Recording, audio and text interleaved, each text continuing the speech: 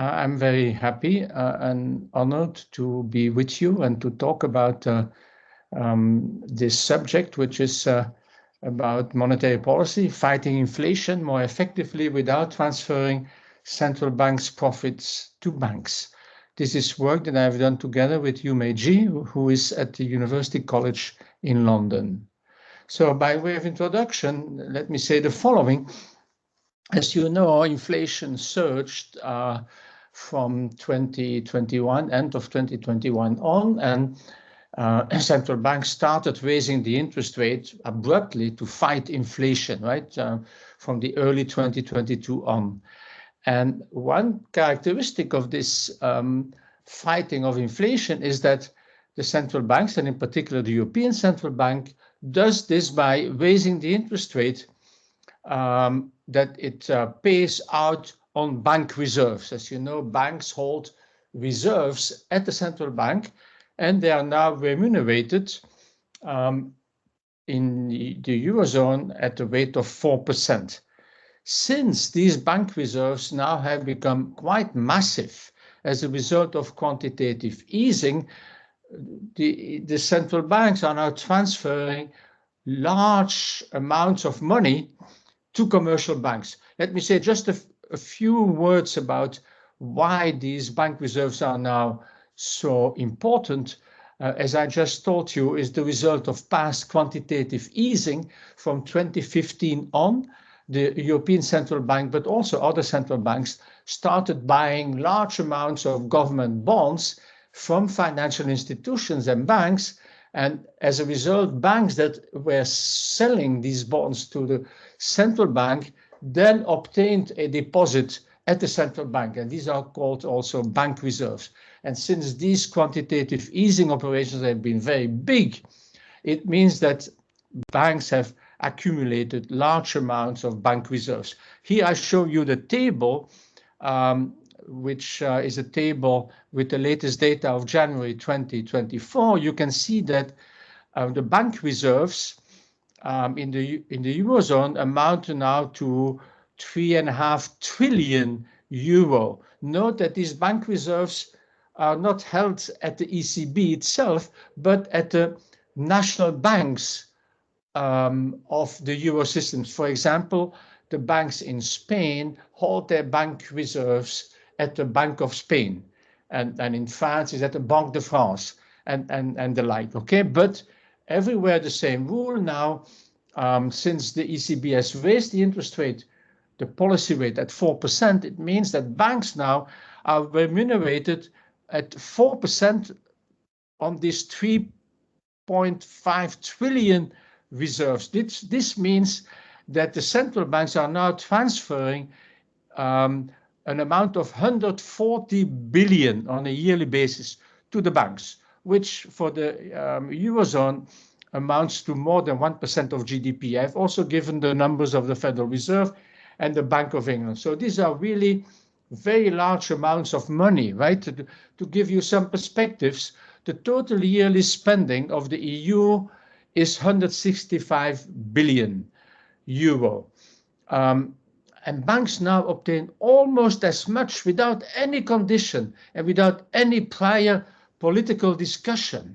Or to give another example, farmers obtain on a yearly basis 50 billion euro from the European Union. They have to satisfy a tsunami of conditions and rules. Bankers get almost 3 times as much, no strings attached, no conditions attached. So that is, of course, a problem, as I will argue. So banks transfer now not only all their profits, but they, in addition, make massive losses to make these transfers possible, which is certainly an extraordinary outcome of the fight against inflation. And let me also mention to you that during past episodes in history, in the 70s and 80s, there was also a lot of inflation, and central banks fought inflation at that time by raising interest rates. They did not make these transfers at that time. Central banks did not make losses because they did not remunerate bank reserves. So we have had a big shift here, and as a result, a big problem. Let me give you some country detail. Here I show you the size of the transfer or the remuneration of bank reserves in the euro system.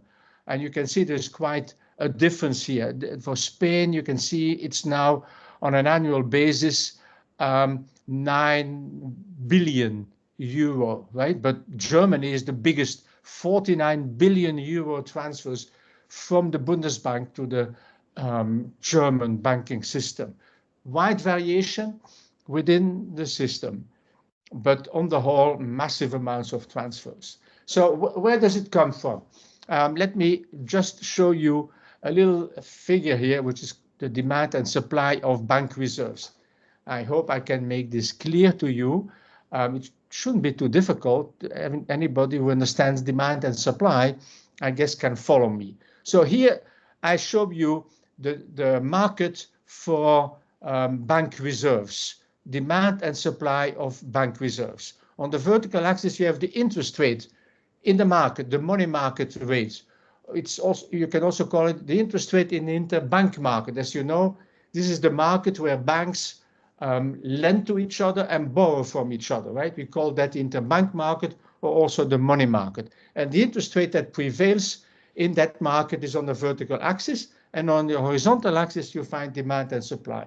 The demand curve is the downward sloping line there, which tells us that when the interest rate in the market increases, it's less attractive for banks to hold reserves, right? And as a result, they will reduce their demand. The supply curve is the vertical line and is under the control of the central bank, right? The central bank can buy open market operations, buying and selling of government bonds affect the supply. Now, I've pushed this supply line very far to the right. This has to do with what I told you earlier.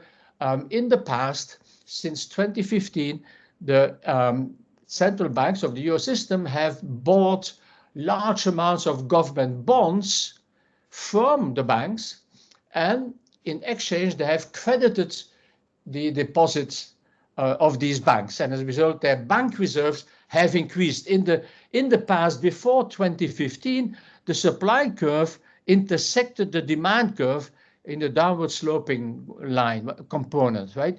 But now the supply line has shifted so much to the right that actually the equilibrium point is in the negative territory, which we cannot have. I mean, there is a zero lower bound here, which is the horizontal axis. There's been a period where there was a slight negative interest rate, but this was really very small. So here's the problem now. There is excess supply in the market for bank reserves. How can a central bank then raise the interest rate under those conditions, right? It cannot easily raise the interest rate.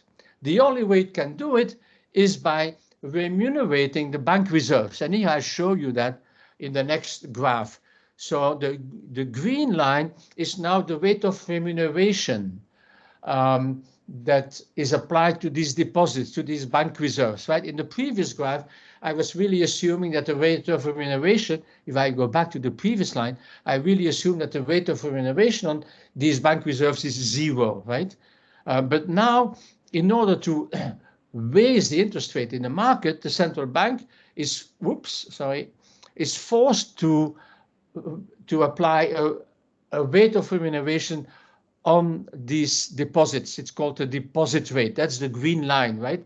And this deposit rate now works as the lower bound. That is, the rate, the interest rate in the market cannot go below this green line. The reason is that if it were below, no bank would be willing to lend in the interbank market because they could get a higher rate when they hold deposits at the central bank, right? And therefore, that's the new lower bound. So that's the way now how central banks raise the interest rate or lower. They can also lower it now. They raise the deposit rate, and that's what the central banks have been doing, what the ECB has been doing since 2022. And now this is at 4%, right? But the drawback of that approach is that the central banks have to make these massive transfers to commercial banks, right? So the issues that I want to analyze now are the following. What are the problems with this operating procedure where you remunerate bank reserves, 4% at this stage? That's the first issue that I will want to analyze. And I will look at fairness issues. Then I will ask the question, is this system really effective? In other words, is the transmission of monetary policy in the current remuneration regime effective, efficient? And then finally, I will make a proposal on how to deal with this problem. And this will be the proposal of having a two-tier minimum reserve requirement system. So what are the political problems, the political economy problems with these transfers? Well, here's the first one. The profits that central banks made find their origin in the fact that they have received the monopoly power by the government to create money base, to create money, right? We call money created by the central bank money base. The central bank has obtained the monopoly power. Since it has a monopoly power, it makes monopoly profits. And that's the origin of these profits, right? You would expect then that these profits would be returned to the government that have given the power to central banks. Instead, these profits are returned to private agents, to banks. And not only that, the central banks, in addition, make large losses, right? Because the profits are not enough to make all these transfers, right? So that really creates a fairness issue. Why do we do that? Do the banks reserve, what do they do that they can get so much money? I mean, many other people may claim that why don't you give it to us, right? We are certainly equally deserving of receiving this manna from heaven. As I told you, the profits are not enough. Central banks now are making large losses. Here I show you the size of these losses for a number of central banks. This is based on a study that IMF staff has been doing last year, and it also contains a forecast for the future. So, but let's stick to 2023 and 2024, right? And here you see the losses. The Bundesbank is there, the Banque de France, also the Bank of Spain. The Bank of Spain made a loss in 2023. And Banca d'Italia did not make a loss, but I will come back to that, but its profits declined drastically. So the largest losses are made by the Bundesbank, and the prediction is that these losses will continue to exist until 2027, but they will decline in the future, as in the future it is expected that the deposit rate will tend to decline, right? I've also added the red line, which is the cumulative losses, right? I add the losses each year, and then I obtain this red line there. And for the Bundesbank, it's quite dramatic because these losses are really very large and could lead to a situation where the Bundesbank has a negative equity. So that's one basic problem, right? The central banks making large losses. They have transferred all their profits to commercial banks. Why do they do that? These are massive amounts, and it certainly leads to a fairness issue. The second problem is more to do with the budget of governments. So what happens now is that the paying of interest on bank reserves has the effect of transforming long-term government debt into a short-term debt of the public sector. If you consolidate the central bank with the government has issued these bonds, right? But as a result of quantitative easing, these bonds are now on the balance sheet of the central bank, and the central bank pays these interest rate on the deposit that commercial banks hold. As a result, there has been a transformation of long-term government bonds into short-term liabilities of the public sector. And as a result, the benefit that governments were having last year and the next few years, which is that they have issued bonds at very low interest rate, right? These bonds were issued 5 or 10 years ago at very low interest rate, sometimes zero interest rate. And as a result, that created today a benefit for governments, because in the current situation of relatively high interest rate, they benefited from the fact that these government bonds issued in the past had such a low interest rate. But this benefit that should accrue to the Treasury now has been transferred to the banks, right? And this creates a fiscal problem for the governments, right? The benefits that they were supposed to have has now been eliminated, and it's turned to commercial banks. And that again is a big problem, right? And in doing so, central banks have solved one of the biggest risks of banks, right?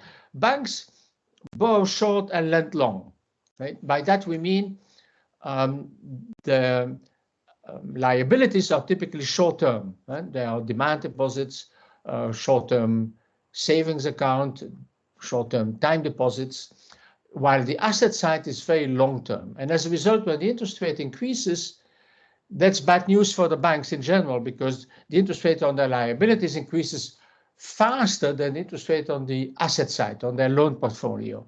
And as a result, they tend to make losses when interest rates increase. That's why banks have to take interest hedging strategies, right? They have to insure themselves against an interest rate increase. But now this problem has been eliminated for banks, because they get all the money from the central bank, and it's the central bank that have taken this burden. It's the central bank that now make massive losses during the period where interest rates have increased, while banks make record profits.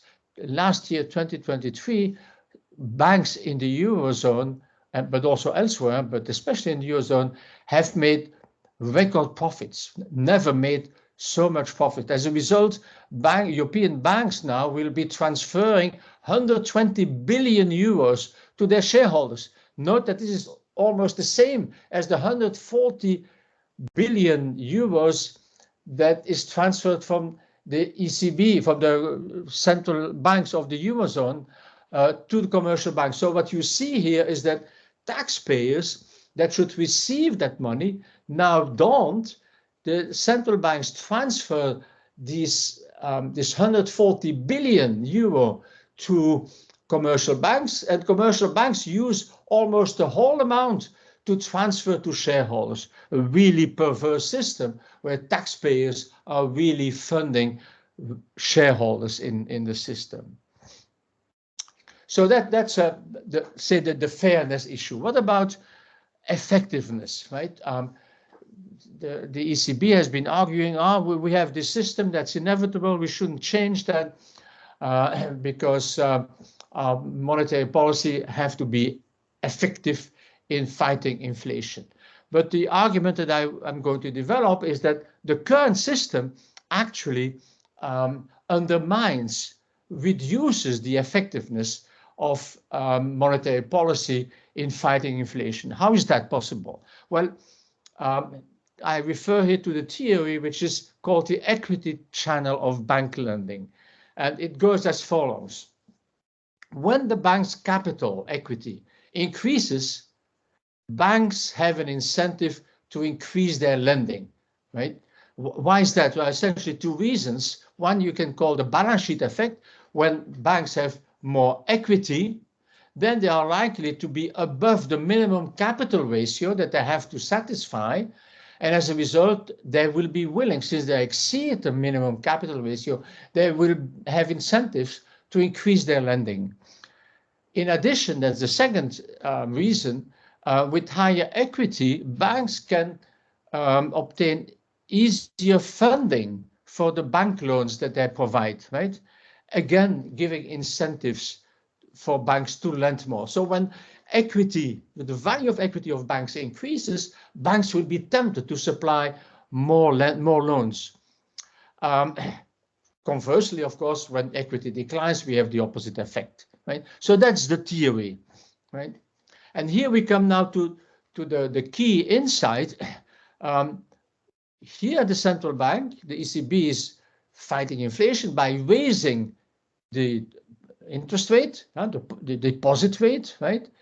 And in the hope that this will increase the loan rate and reduce loan demand. But since at the same time it transfers massive amounts of money to the banks, the banks' equity improves, right? They have better equity, they make more profits, and as a result their capital increases. And this, according to the theory, gives them incentives to increase their lending. So therefore, the effect of the interest rate increase that the central bank is applying on the real economy is weakened, and the transmission of the monetary policy of the ECB is made less effective. So that's the theory, and we tested this hypothesis empirically, and we are not alone to have done that. Also, economists at the Bundesbank have been doing this, right, and found the same result as we do. So what we did was to estimate a direct and indirect effect of an increase in the policy rate. With the policy rate, I mean here the deposit rate, the 4% that we now have. So a direct effect comes from the fact that with the higher policy rate, the loan rate is increasing, right? And as a result, the demand for loans tends to increase. But the equity effect is the effect of that increase in the deposit rate on the bank's equity and therefore on the supply of loans. And here are the results that I show you here in a graphical way. The red line, the vertical red line, is the direct effect, right? So it shows on the vertical axis, it shows the effect of a 1% interest rate increase on the amount of loans to non-financial corporations. And so the direct effect is this minus 1.5%. That is when the policy rate increases by 1 percentage point, then the direct effect says the loan demand will decline by 1.5%. But the equity effect, that is given by these diagrams here, and that shows how the equity effect works.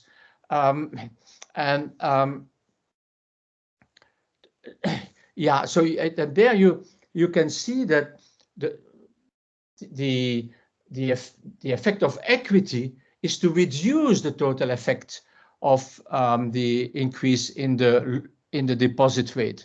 So instead of a reduction of loans by minus 1.5%, we now find that this effect is much weaker, and it will depend on how big the bank reserves are. So there are even banks that have so many bank reserves that there is no effect of the increase in the deposit rate on bank loans.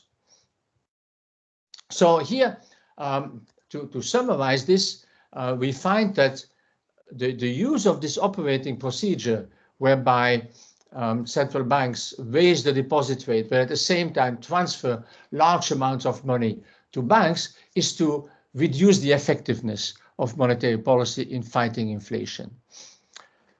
Now let me turn to the third part of my presentation, and that has to do with how can you deal with this? What can be done to avoid having monetary policy that transfers so much money to banks?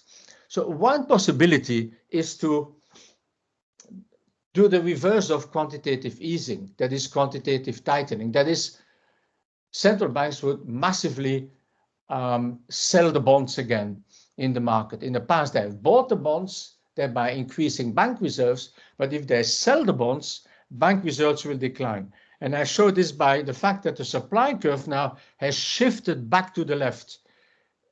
This was a situation that existed prior to quantitative easing. So that would actually deal with the problem of the transfer. The transfers would be much, much lower, and the central bank could then manipulate the interest rate by changing the supply curve. The problem with this approach today is that if the central banks were to do that massively and quickly, it would really lead to massive disturbances in the government bond markets. And actually, the Federal Reserve and the Bank of England have already announced that they don't want to do that. And they want to keep the system of reserve abundance that I showed you in the beginning, where the supply curve is large enough to the right, far enough to the right, so that they don't have to sell all these bonds in the markets. But that means that there will continue to be transfers of money to banks, but depending on how much quantitative tightening there will be. So we believe that there must be a better way to do it. And that's, before I go into the better way to do it, let me also point out that there was a special problem in the Eurozone of this approach of selling government bonds. And that has to do with the fact that the Eurozone is a collection of many countries and different bond markets, government bond markets, and as a result, there are also spreads in these government bond markets. In particular, for example, in the Italian government bond market, the yields are significantly higher than in the German bond market. And the difference between the two is the spreads. And there was a fear that if the central bank were to sell these bonds massively, these spreads would increase, and we may end up again in the situation that existed during the sovereign debt crisis. And recently, during the pandemic, here I show you these spreads of 10-year government bonds in the Eurozone since the pandemic, right? So the spreads here are defined as the difference between the yield of a particular country. Take Italy, for example, which is the blue line, or what is that? The blue line, or the Greek is the red line. Spain is there also somewhere the yellow line. And these are the differences of the yields of a particular country with the German government bond. And you can see when the pandemic increased, these yields suddenly increased also. Also, when the inflation moved up, the second vertical line there, and the interest rates start to increase, also the yields start to increase. And therefore, there is a risk here that if the central bank starts selling bonds, the spreads will increase, leading to a potential financial crisis in the government bond markets. And so that's why this approach of massive selling of government bonds is out of the question. So what can we do? The alternative, that's our proposal, a two-tier system of reserve requirements, which works as follows. I show you again demand and supply. We have the demand curve, the demand curve on closest to the origin there. But then I assume the following. Assume that the central bank would tell the banks, listen, you have to hold more minimum reserves, right? That has the effect of shifting the demand curve to the right. That's what I show there, the shift of the demand curve to the right with the minimum reserve requirements. And it intersects then, since we do not do the full amount, we say just it's a two-tier system. So part of the bank reserves would now be minimum reserve that you have to hold at the bank and would not be remunerated. And what is beyond that, the green line there, that these are excess reserves, and these would be remunerated. So the excess reserves would be remunerated, and the required reserves are not remunerated. So that's a proposal that we have. And the advantage of this, and here we show some simulations of different percentages of minimum reserves. Today, the minimum reserves in the systems amount to 1%, and they are not remunerated. So that's the first line in that table. So as a result, the existence of these minimum reserves means that you can reduce the transfer by 7 billion. But there are still massive amounts of excess reserves on which interest is being paid. But you could increase the minimum reserve requirements, for example, to 5%. And then the transfer are reduced to by 34 billion, but still with a lot of excess reserves. So you could go further. So our proposal, in fact, has been to go up to 10% minimum reserve requirements, which would more or less, not that, but almost half the total amount of transfers to commercial banks. So that's our proposal, right? And here, such a system combines two advantages. One, a fairness advantage. You reduce the size of the transfers. And so, for example, by half, instead of giving 140 billion to banks, you give only half to the banks, right? And that is certainly a big advantage. Why should you give so much money to banks? And at the same time, you also reduce this equity effect that I talked about earlier. Banks will make less profits, therefore their equity will not increase as much, and they will have less incentives to supply bank loans. So you marry fairness with effectiveness. That's, I think, the big advantage of this mechanism. And in addition, the central banks can continue to follow the same operating procedure because they just remunerate the deposit at the margin, right? And they can continue to do so. So it creates a much fairer and more effective system. We can also see it as a temporary measure. The way we see it is actually as a temporary measure. We would impose that today and introduce this two-tier system of minimum reserve requirements. And then in the future, as the central banks gradually wind down their portfolio of government bonds, and the ECB has announced it is going to do that, it does that not by selling these bonds, but when these government of minimum reserve requirements. And then in the future, as the central banks gradually wind down their portfolio of government bonds, and the ECB has announced it is going to do that, it does that not by selling these bonds, but when these government bonds come to maturity, not to reinvest in new government bonds. And as a result, gradually, the supply of government bonds, the stock of government bonds on the balance sheet of the ECB will tend to decline, and also the bank reserves. And when this is happening, you can then also reduce the minimum reserve requirements. So in terms of my little graph there, the supply curve would gradually shift to the left, but also the demand curve that has shifted to the right because of minimum reserve requirements would also shift to the left. And so therefore this system would be temporary, but it would allow to reduce the massive transfers to commercial banks. Let me skip this here to remain within the time constraint I was given. So let me conclude, right? The large transfers of central banks' profits, in my opinion, are without economic foundations. They also appear extremely unfair. And, as I've argued, they reduce the effectiveness of monetary policy to fight inflation. These transfers can be reduced significantly without affecting the central bank's operating procedures by using a two-tier system of reserve requirements, as I've shown in this lecture.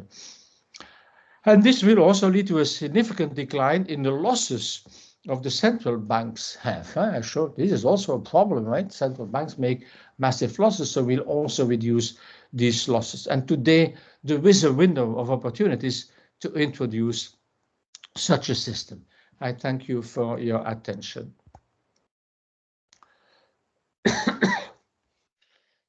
Thank you very much, Paul. If you want to, yes. Whoops. Yeah, okay. Now you can you stop sharing, or maybe I can. Oh, yeah. Sorry. Stop. Yeah. Is it done? Yes, perfect. Okay. Thank you so much. So now we open the floor for people to make questions, comments. Qui vulgui fer una pregunta, un comentari sobre tot el que ha dit en Paul, que també podeu trobar diferents articles que ha fet. Si no la voleu fer en veu, la podeu escriure també. Per trencar una mica el gel, començaria... I can start myself, Paul, Okay. With a question. It's two related questions. First, you being such, let's say, recognized voice in these topics, have you entered into debate with ECB people that have to manage this and what they have answered to you? And maybe that's my second question. Are the answers related to the impossibility to raise minimum reserves? And then again, I want to ask, why are we in this today in this scenario of this lack of debate of increasing minimum reserves? As you have already exposed, it was very common before the 2000s. Yeah. Why is that? Yeah. Okay. Okay. Yeah. So on your first question, I have had contact with a number of national central banks, in particular the Bundesbank. So I was invited to go to Frankfurt to the Bundesbank to discuss this proposal, and I must say that the staff and also Nagel, who is the president of the Bundesbank, were very favorable vis-à-vis our proposal. No surprise, because they are the central bank that makes the biggest losses, right? And so they are sympathetic. I also went to Austria, to Vienna, to the Austrian National Bank, where I also talked to the governor. He was also sympathetic. I also was in contact with the Banque de France, but never with the ECB. And the ECB just, it's really incredible. They don't want to talk about it. They don't want to discuss this. There have been a few questions from the European Parliament to Christine Lagarde, but she then sends a letter saying that it's inevitable, it's TINA. There is no alternative. While there is an obvious alternative, right? So they just don't want to talk about it. It's like Omerta. They don't want to talk about this. There's been announced by Schnabel a new operating procedure, right? Not one word on this problem. One word. It's incredible. The central banks are transferring this vast amount of money. They don't want to talk about this. I don't understand this. I really don't understand this. Are they just controlled by the banks? I don't know.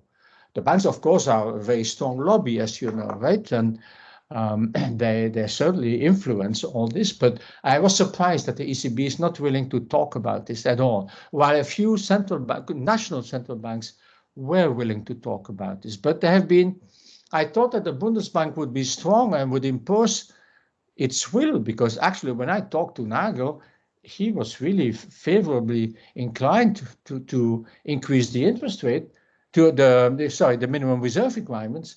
But I talked to him in September last year.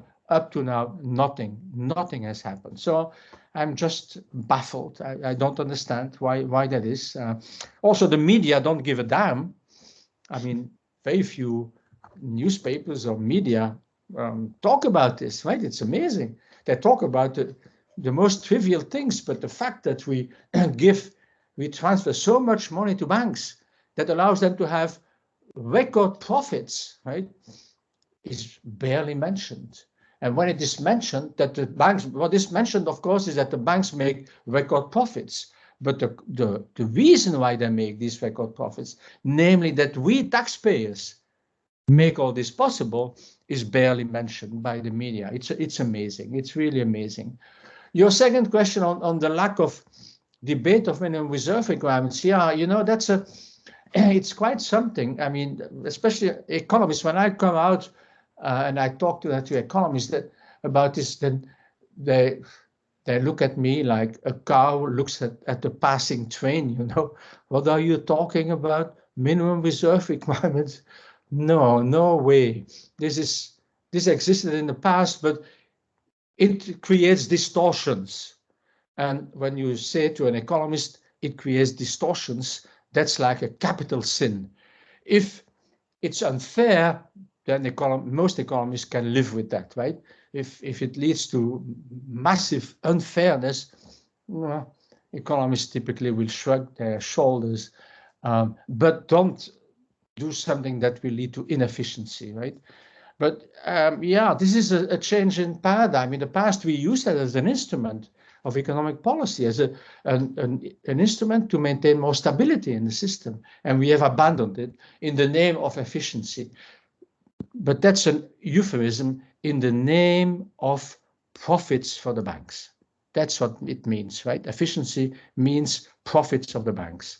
And this has now become the overriding concern of central banks. It is really amazing because the central bank's main responsibility is not efficiency. It is stability, price stability, but also financial stability. And they have an instrument to deal with that, minimum reserve requirement, and they refuse to use it. So that's what I can observe, yeah. Thank you.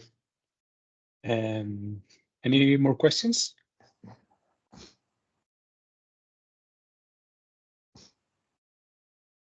Post-crash, do you have a question? People from post-crash from the Pompeu Fabra University, you are like in a team. Or Peran, that you are also connected. I have many questions, so I can. Eladio. Eladio is raising his hand. Hello, can you hear me?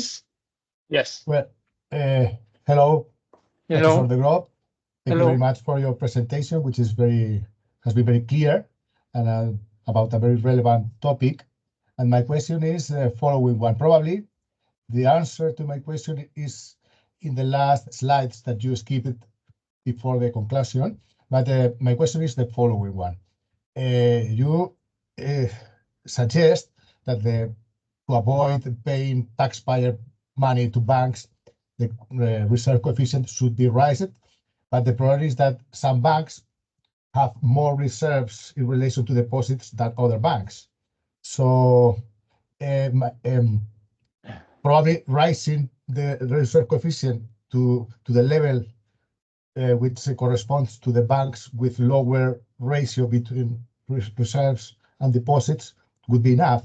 So my question is, what about imposing a different reserve coefficient to each bank? I mean, you take a picture of about the situation in a given moment of time, and if a bank has a 20% of reserves over deposits, that bank should have a reserve coefficient of 20%. Whilst other bank has a 5% of reserves over deposits, for that bank, the reserve coefficient, it should be 5%. I mean, it is a strange situation, but I would like to know your opinion about this. Thank you very much. Okay, thank you, Eladio. It's a very interesting question. Yeah, I understand this is an objection that I regularly hear. Banks have different levels of reserves, right? And so you may have a situation where some banks, when you impose the same minimum reserve requirements, don't have enough bank reserves and would have to borrow the bank reserves in the market, right? I have no problem with that, right? If banks have too few reserves, well, they should make sure that they have more reserves, right? I mean, it's about stability also, and they should hold enough liquidity. And it's a way also to force them to hold more reserves. So I don't think that that's a serious problem, but I can see that some people think, yeah, well, some banks might get into trouble. If that's so, you can also redefine your two-tier system in the following way. You would not compute the minimum reserve requirements based on the deposits that the banks have issued, right, to their customers. But it would be asset-based, where you would say the following. Suppose a bank has reserves equal to 100, right? Then the central bank would say to the bank, okay, half of this, 50, would be required reserves, not remunerated, and the other half would be remunerated, right? Without any reference to outstanding deposits of that bank. You just look at the bank reserves and you say half of this will now be blocked in an account without remuneration, and the other half will be remunerated. So that means that banks with low bank reserves would just have to hold half in an account not remunerated. Banks with bigger reserves would also have to hold half in an account not remunerated. So that's one possibility to deal with the problem that you mentioned. I guess that's something that you had in mind, right? Essentially, when it means that you have different minimum reserve requirements if you compute your minimum reserve requirements based on the outstanding deposits, right? That's what you had in mind. But I think it's easier to formulate it in the way I do it, right? You don't refer at all to outstanding deposit. You just look at the bank reserves, how much each bank have, and then you say to all the banks, half will be blocked, non-remunerated, the other half is remunerated. And that solves that problem. Yeah? Thank you. Can you want to make a question? Yeah. Can you hear me? Yes. Yeah. Thank you. So thank you for the presentation. I think you have already sort of answered this, but just to double check. In your view, then, this equity effect that you have described is the reason why the major rate hikes by all the central banks have not slowed down the economy as most people were expecting, or is still this one important factor in causing this? And if the answer is yes, you said the central banks or some of them do not want to discuss this, but have they discussed the apparent, inefficiency of their tools to fight inflation right now? And because it feels like there will be more shocks to the economy in the future that will cause again similar problems to the ones we had. That's right. That's a good point. No, they don't want to discuss this. As I told you, it's omerta. They don't want to discuss this. They just do as if you don't exist. I mean, and it's really incredible. No willingness to discuss these issues. And as you say, this is probably the reason why this approach has limited effectiveness, right? And the inflation has declined in the Eurozone not because of the interest rate, but because the energy prices have collapsed, right? And that has been the major reason why inflation has gone down, in fact. So we have had a shock of the energy prices, very quick, and then an equally quick decline of energy prices. And that has been going on, and the interest rate policy of the central bank has been relatively limited. So they use a very ineffective system because on the one hand, the increase in a deposit rate tends to reduce the demand for loans. But on the other hand, by handing out so much money to banks, you give them incentives to supply more. And so we have done the econometrics to check this. But just a few weeks ago, I was in contact with the Dutch bank. They had also invited me to talk about all this. And I explained them the equity effect. I had never heard of that name, equity effect, But I don't know whether you know Molière's Le Bourgeois Gentilhomme, who didn't know he was speaking prose, right? Anyway, so it was a little bit that effect that I encountered with the banks that I was discussing. They had never heard of the equity effect, but they knew what it was about because they told me that because they were making so much money, they were giving discounts to firms that were wanting to borrow from the bank. They were giving discounts on the official loan rate. And I said, okay, that's the equity effect, right? And so it illustrates the ineffectiveness. But ECB doesn't want to talk about this. Okay. Yeah, it's quite a strange situation we are in. It's very strange. We have more two questions. We can take them together. Ferran first, and then Benjamin. Thanks. Thank you, Paul, for the wonderful presentation. I have a couple of questions. The first one is that I'm wondering if your presentation doesn't point to the necessity of broader reforms in central banking. I'm thinking about the democratic accountability of central bankers, right? The omerta that you mentioned. Yeah.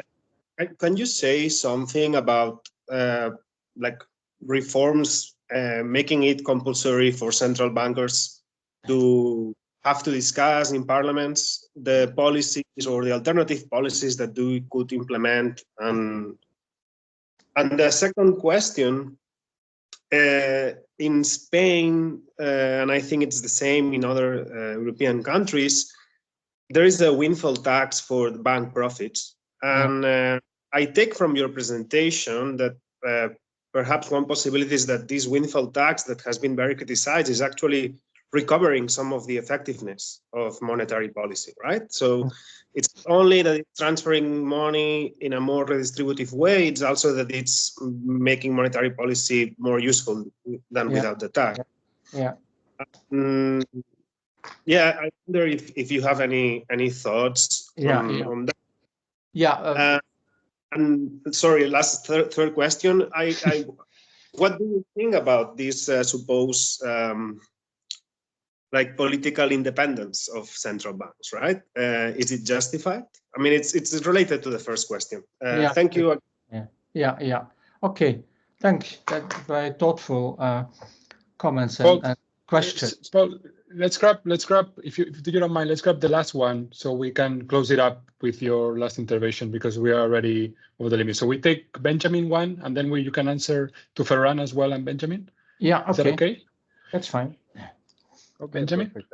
Thank you. I will make it quick. I'm just curious to hear your opinion on I have the impression that central banks are mostly targeting interest rates because they know the channels of the transmission and so on, because it happened in the past. But these huge balance sheets, they never had before in this to this extent. So I have the impression they don't touch the balance sheets that much because they don't know what to expect a bit, because maybe the channels are less clear, or it's not clear where it could kind of affect markets and lending and so on.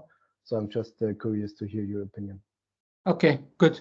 Thank you. So let me start with Ferran's questions, and maybe the first and the third are just one basic question, right? About reform, democratic accountability, political independence. Let me first state very clearly that I am in favor of political independence of central banks. This has worked relatively well. We don't want to go back to a system where the Minister of Finance will decide about monetary policy before an election, right? This has been a problem in the past, and we shouldn't do that. This being said, there is a problem with accountability, democratic accountability. That is, you can see it in the following way. Political independence is something you grant ex ante, right? You say you have a mandate with the central bank. Here you are politically independent. That's what you should do. For example, maintain price stability, but also stability in the business cycle, in the financial system. These are the objectives you should pursue, and you do it. We will not interfere while you do it. But ex post, there is a stage of accountability where you check, did you do the right thing, right? Was it right what you did, right? And if not, a mechanism, possible mechanism to remove even the central banker if it turns out that the central bank has not delivered what it was supposed to deliver. But this has to be spelled out in a legal way, right? It's not the president or the prime minister who can tell the central banker, you should go now, right? Like in Turkey or something, right? That we don't want, but a procedure that is known how to deal with it. And that's very weak. Of course, we have the ECB visiting the European Parliament, but that has very little clout. The European Parliament has no power to decide about these things. So it's more like an academic exercise that is being done there. But surely we need more accountability. And for example, now in this particular case, we should hold the ECB accountable. Why did you, when you fought inflation, transfer so much money to the banks so that they could make massive profits? Why did you do that? Because it didn't increase your effectiveness. Actually, it can be shown it reduced your effectiveness. So there should be a stage here, accountability stage, where we call the ECB and said, you didn't do the way we expected you to handle, and possibly sanction. But of course, there are no instruments to do that at this stage, right? So that's a weakness of the system. On your other question, the windfall taxes, yes, countries like Spain, but also other countries have tried to do that. A windfall tax, that's a second best, right? And I like your idea that in a way, a windfall tax would enhance the effectiveness of monetary policy. That's an interesting idea, but it's still a second best, huh? Because it's very difficult to introduce it. You have experience in Spain; it's not been easy to introduce this, right? And I think the best would be to have a system like we propose, a two-tier system, as we propose. Then you wouldn't generate these massive profits, and you could deal much more easily with it. But since the ECB is not willing to move, then yes, of course, a windfall tax is the second best. And then finally, Benjamin, yeah, so the main instrument is indeed the use of the interest rate. We have been arguing that you can also use minimum reserve requirements. And let's think of it. 2 instruments is always better than 1 instrument, right? We know that from economic theory, the theory of economic policy. You enhance your effectiveness by just sticking to the interest rate as the only instrument. You weaken the effectiveness of monetary policy. And it could be improved by using minimum reserve requirements.